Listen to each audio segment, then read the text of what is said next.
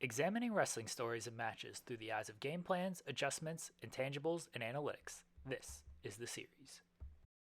Steve Austin and The Rock are unquestionably two of the biggest stars in wrestling history. They became household names during the late 90s, crossing over into the mainstream and taking wrestling to new heights. They did it thanks to a rivalry, the likes of which fans will never see again. Steve Austin was a veteran of the sport by the time 1997 rolled around.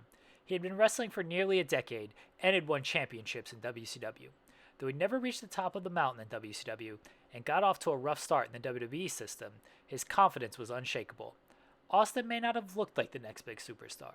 He may have had authority issues, and he may not have been a 5-star recruit, but his determination was second to none, and he would not be denied.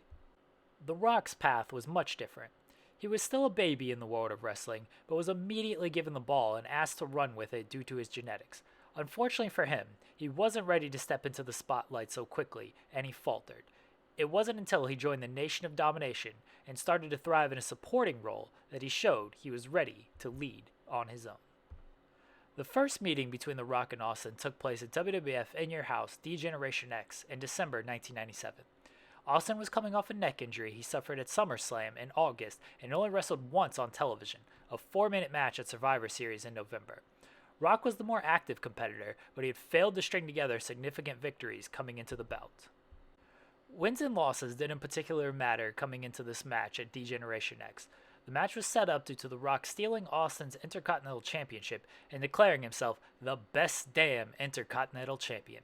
To this point, the Intercontinental title was Austin's biggest claim to fame, and even though he was the rightful champion, MVPs still get annoyed when the runner-up acts like they should have won. In the ring, Austin knew exactly who he was. He was going to punch you in the face and attack with relentless pressure. He wasn't flashy, but he was overwhelming and never went away quietly. The Rock had a little bit more flash to his game, and though he wasn't as polished to this point, he was willing to throw his teammates under the bus if it meant he looked better. The Rock enters the arena, flanked by the Nation of Domination, to a chorus of Rocky Sucks chants. He gave a pre-match promo calling himself the best damn Intercontinental Champion, and then grabbed the mic again once he was in the ring and said he would be defending his title. At this stage in his career, Rock isn't projecting the confidence that we would see later on. He's trying to psych himself up and get people to believe in him, but there's no belief in himself. Austin enters the arena in his pickup truck, as he wants to waste no energy and play some mind games with The Rock. Rock tries to get the jump on Austin, who is well prepared for the attack. Austin immediately goes with his strike-based offense, getting Rock into the corner where he can limit his explosiveness. Rock's teammates Farouk, D'Lo Brown, and Kama attack Austin from behind. Rock is using his strength in numbers, knowing Austin will willingly go it alone. Austin's offense is isolation-based, while Rock makes his teammates do his dirty work before he begins to take over. The Nation make the mistake of trying to go at Austin in a singular manner, and Austin is too good in isolation against them. D'Lo gets backdropped over the top and onto the truck, followed by a stunner on the roof. Farouk and Godfather have now dispersed, leaving Rock and Austin alone. Rock is able to recompose himself and cut off Austin as he gets back into the ring. Rock is willing to trade punches, which is a big mistake.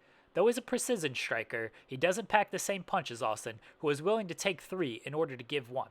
Rock gets his licks in, but Austin begins to fire back, and Rock is reeling as a result. Austin hits his trademark Luthez press and unloads with more punches. Austin isn't even out of his ring jacket, and the fact that he's already having this much success doesn't bode well for The Rock. Austin is basically out there in warm-ups and still running his offense to perfection. They trade pinfall attempts where neither man has good leverage. The attempts are hopeful in trying to catch the other off guard, but nothing more. Rock comes back to utilizing his teammates, tossing Austin to the outside where Farouk and Kama can wear him out. Farouk and Kama do a good job forcing Austin to use his energy by striking him as Austin tries to get into a more favorable position around the truck. They botch the 2-on-1 though, with Kama hitting Farouk with the chair. Austin then whips Kama into the truck. This is a big turning point in the match. Rock has the numbers on his side, and if Austin is hit with the chair, that's significant damage done while having 3-on-1 advantage. Instead, Kama takes out his own man, and then Austin wipes him out, leaving just him and The Rock. Austin slides back in the ring, and Rock cuts him off with stomps. Austin did expend some energy on the outside, and still hasn't gotten out of his warm-ups. Rock also catches a nice break as Kama isn't fully incapacitated, and he's up to distract the ref, allowing Rock to hit Austin in the groin. Rock is playing the long game right now, trying to sap the energy of Austin and limit his short burst.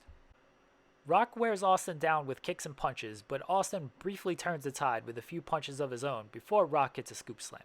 The technique of both men is lacking in this bout, and you can see the inexperience compared to what they would eventually become.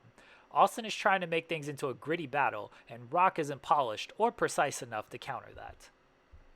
Rock hits his trademark people's elbow, but didn't remove the elbow pad, giving a bit of cushion on the blow. This goes back to the lack of polish from The Rock, who was in the early stages of his overall development and didn't have the same wrestling IQ in '97 that he would have even less than a year later. After Austin kicks out of the people's elbow, Rock tries to slow the pace down with a chinlock. He doesn't have a great grip on the move, and Austin manages to fight out. Austin tries to build some momentum by coming off the ropes, but Rock cuts him off with a knee to the gut. Rock might not have everything put together just yet, but his game plan of exhausting Austin is a smart one. Rock hits another scoop slam and this time does remove the elbow pad before going for the people's elbow. He takes too long though, deciding to use the time to taunt Austin instead of immediately going into the move. Rock is still too brash and cocky for his own good early in his career. Austin hits a series of right hands as Rock has no answers for them and then kicks in the corner. Austin's offense is about as basic as you can be, but he's perfected smash mouth wrestling and finds a way to overwhelm his opponents with his physical style. Austin goes for a stunner, but he's distracted by Kama, who is taken out with a right hand. Austin takes out the referee, seemingly thinking it's The Rock. This is the drawback to Austin's style, as sometimes he gets the blinders on and doesn't notice what's going on around him. Now that he's taking out the ref, Rock has the opportunity to bend the rules and continue to use what's left of the numbers to his advantage. Rock goes into his bag of tricks and his trunks, pulling out a pair of brass knuckles and putting them on his fist. He goes to hit Austin, but Austin sees it coming and manages to cut him off. Austin hits a stunner for the victory as another referee runs down to count the fall.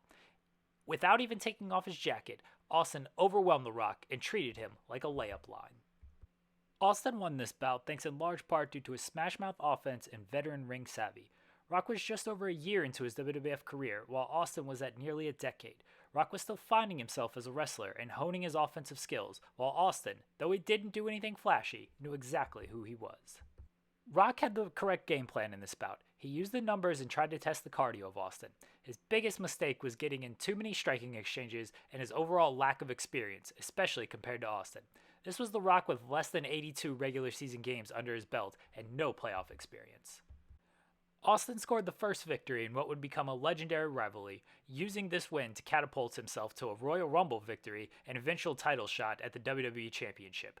Before he walked into WrestleMania 14 to face Shawn Michaels, he would meet The Rock for a second time. Next time on the series, The Rock and Steve Austin clash before the biggest matches of their career up until this point.